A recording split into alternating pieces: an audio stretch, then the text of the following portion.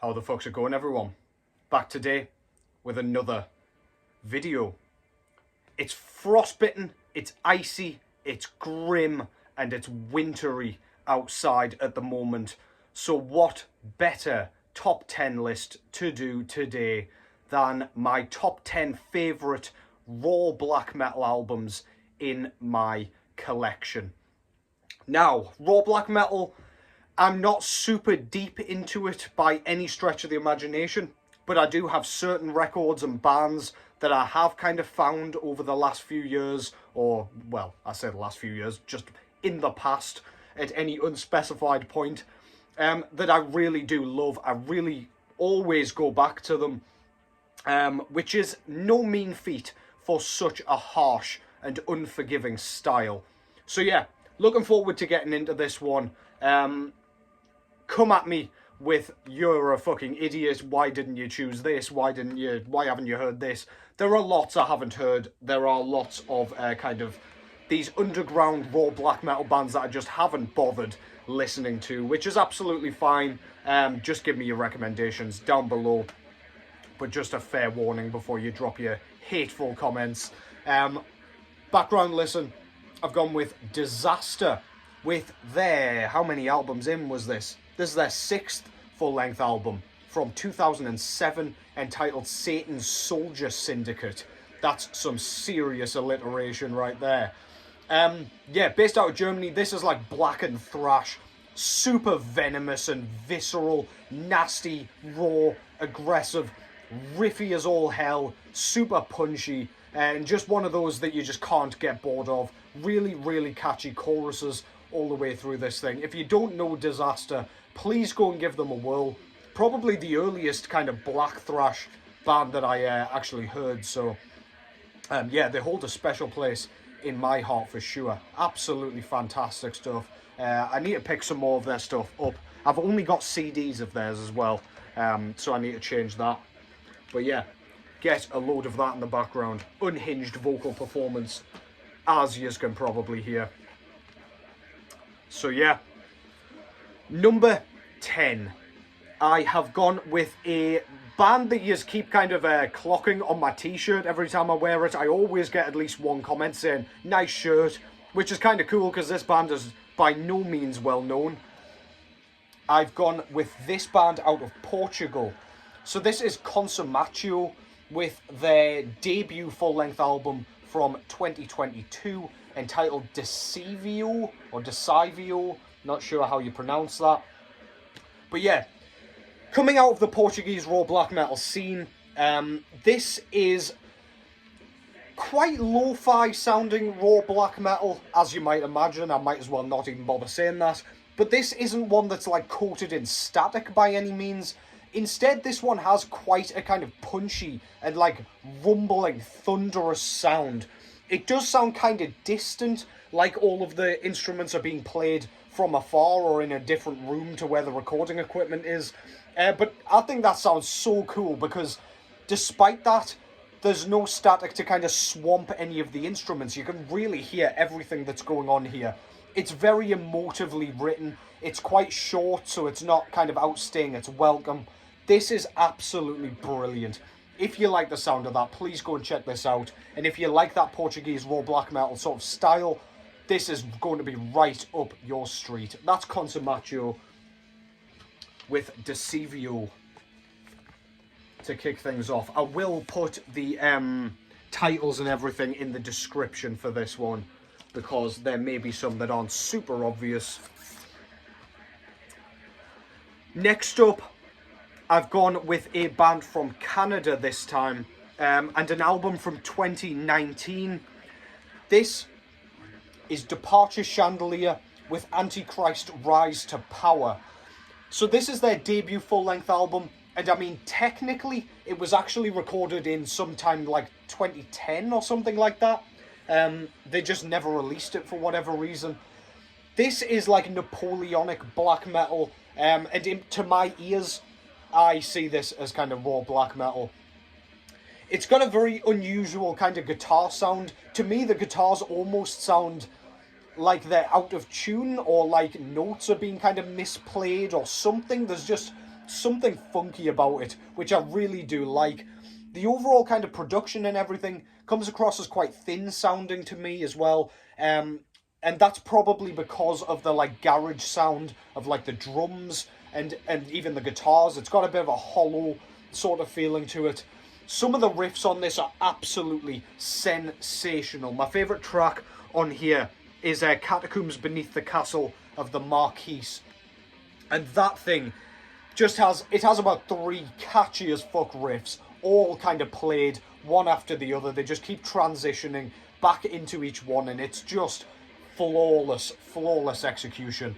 This is great. You've probably heard this before, but yeah, I recommend going back and listening to this again because it is so good, man. And an interesting theme as well to boot. That was number 9. At number 8, I've gone with this one. You knew it was going to come up at some point, or at the very least this band. This is Mutiilation, of course, out of France, with their sophomore full-length album entitled Black Millennium, Grimly Reborn. So yeah, as I say, 2001. This is a brilliant kind of raw black metal assault on the senses.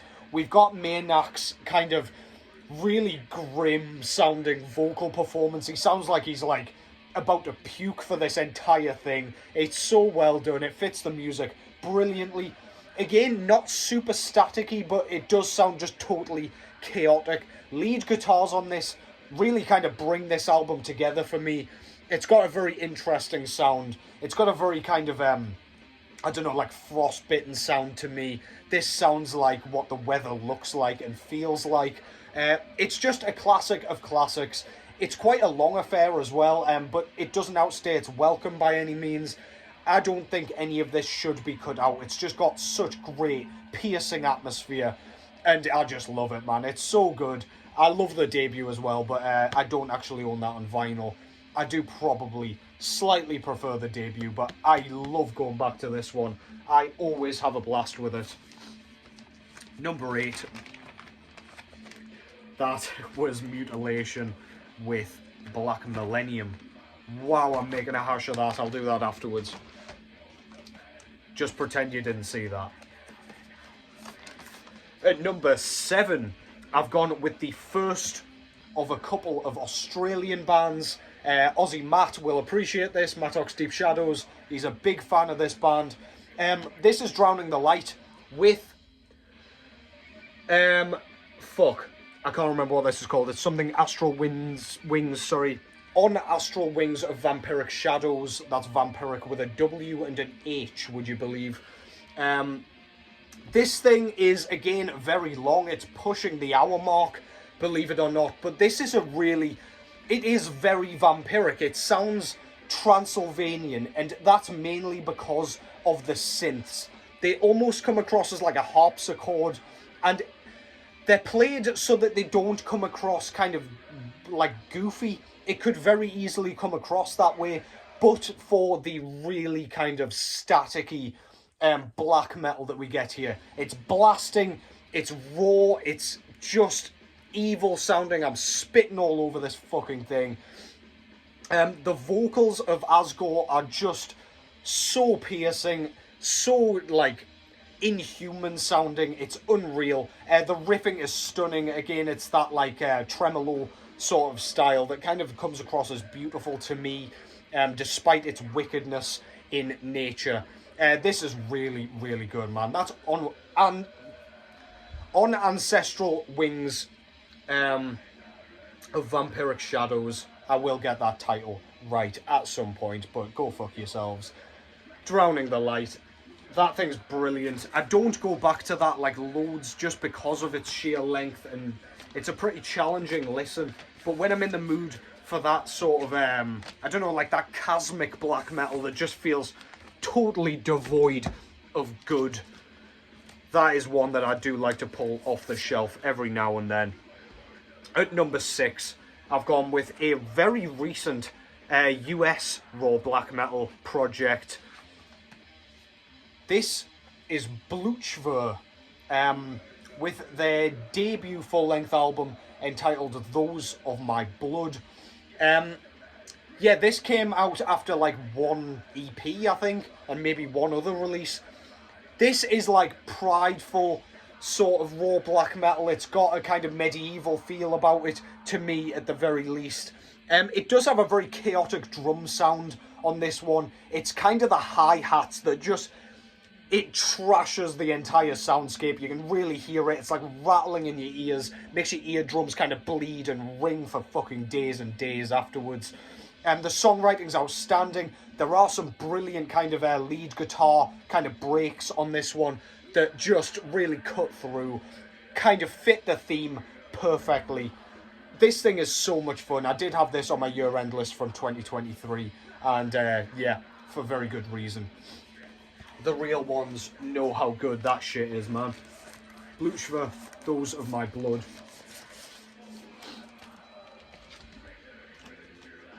Let me just take a swig of wine. Midweek red wine again. Oh, I mean, goat's blood yet again. Fuck yeah. Next up, you knew this band was coming again at some point. I'll take it out the sleeve first, of course. This, at number 5, is Old Nick, with their 4th full-length album from 2021, entitled I Am Vampire Castle. That kind of tells you what you're getting in for, to be honest.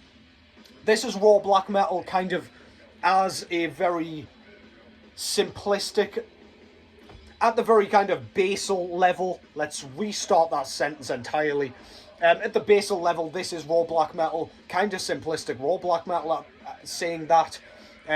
But this is like really cartoonish, zany, goofy, silly, sort of dungeon synth infused raw black metal. I'm sure you know what you're getting with Old Nick, but the synths just give off this cartoon vampire kind of feeling. It's so much fun. It's one of those things where you listen to it, as you're listening, you're like, oh, that riff's cool, those blast beats sound awesome, love that tremolo picking, and then out of nowhere there'll be like a trumpet section where you're just like, what the fuck am I listening to? Who's doing this? Why? Why am I enjoying it so much? It's just a put a smile on your face record. I love this thing so much. Favourite track on here is Vampiric Witch Ghost. That is the one with the kind of trumpets. It sounds so, so cool. Or trombone, or whatever the hell it is. It's some sort of brass instrument. Yeah, this is so, so good. I love this thing. I play it an awful lot. Go and check that out if you haven't already. That's I Am Vampire Castle by Old Nick at number 5. Getting to the big boys now at number 4. We've got this one. So this is Lamp of Murma with their debut full-length album, I think, entitled Heir of Ecliptical Romanticism. Why can none of these bands have simple, easy-to-say fucking titles? It's mainly because I can't speak, to be honest. It's probably not a gripe about the band. But yeah, this is from the USA. Raw black metal again. But I find Lamp of Murma completely intoxicating because of the psychedelic sounding rhythm guitar tone. There is something about that shit that just cuts me to the core. That mixed with the production and with the drum sound and with the vocals just gives off such a cool atmosphere. It's something totally different. It's almost like mystical and transcendental in nature. But make no mistake, this is riffy as hell. It's like punch the air with your goddamn fist. It's headbanging.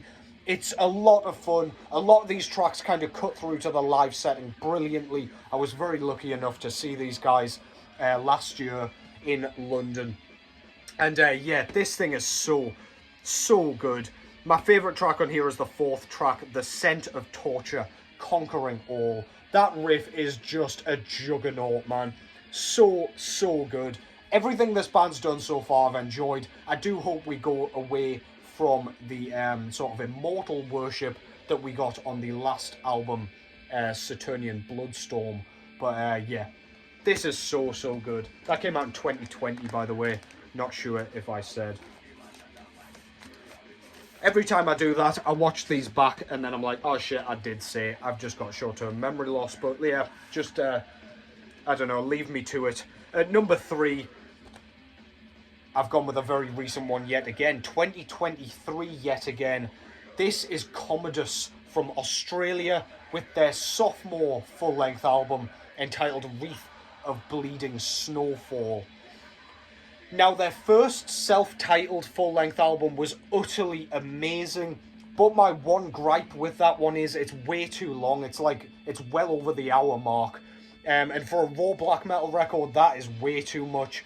Granted, this band has like a sound that isn't too raw, it's not too challenging, it's not going to make you want to kind of scratch your eyes out and poke your eardrums with pencils or whatever. But this one is just over the 40-minute mark. I think it's around 45 minutes off the top of my head. And this keeps and maintains that style found on the debut with those like chunky guitar rhythms, the mid-paced sort of sawing riffs that come out of nowhere. Just, they still capture you on this one. There's some amazing kind of ambient passages here. It's very patient and concise and very, very well written. The vocals are kind of a mid-register sort of scream/howl, which I really love. You know how I like a howled vocal. And yeah, he does that brilliantly. The lyrics are great, and the overall sound is just majestic. Go and check that out if you haven't already. That's Commodus with Wreath of Bleeding Snowfall. If your boy can manage to conjure up words today, that would be fantastic. Next up, if you know me at all, you knew this one was coming up at some point, or again, at the very least, this band. This is, of course, Black Cilice out of Portugal with their, I want to say 5th, probably written it down somewhere, 4th full-length album entitled Banished from Time. This came out in 2017. This is probably one of the few records that's actually haunted me and actually kind of, I don't know, conjured up a sense of dread in my adult life when I've listened to it. This is utterly horrifying stuff. Mainly the vocal performance here, it's like a distant howl. It sounds like if you imagine kind of trudging through a snow-littered forest and there's just like a howling spectre just in the distance somewhere, like through the blizzard. You can't see where it's coming from. That's kind of what this gives you. The blast beats are abrasive. The static is immense, crushing, immersive, suffocating, and it just doesn't let up for the full thing.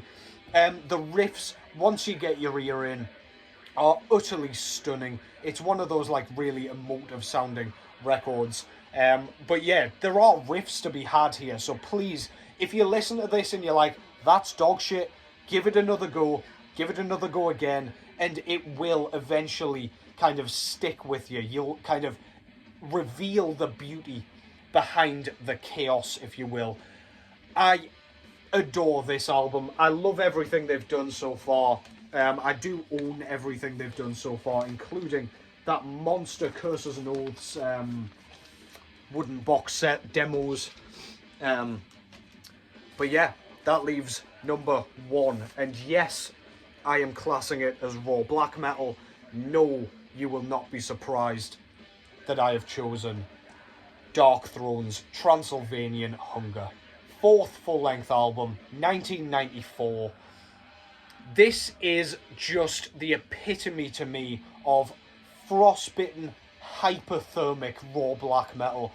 It's lo-fi, it's evil, it's visceral. The vocals are utterly stunning. They're kind of, they're mid-register, I would argue, but they're like really crackly, disgusting sounding wretches. Sounds exactly like what this guy looks like. The lyrics are fantastic. We've got so many kind of catchy earworm sort of lyrics going on here. The repetition is where this album's efficacy comes from for me. It just hypnotizes you throughout, and it's just an absolute treat to the ears. This is my favourite black metal album of all time, never mind raw black metal album. And yeah, I picked this off the shelf a lot, despite it sounding like it was recorded using a pipe cleaner and a fucking microwave. This shit is great. That's Dark Throne with Transylvanian Hunger. You don't need me to explain nor describe to you why that is so good. But alas, I just did it anyway, and then nearly knocked my goddamn camera over. So on that note, I'm going to leave yous there. That concludes that. Take care as always, and I will catch yous in the next one.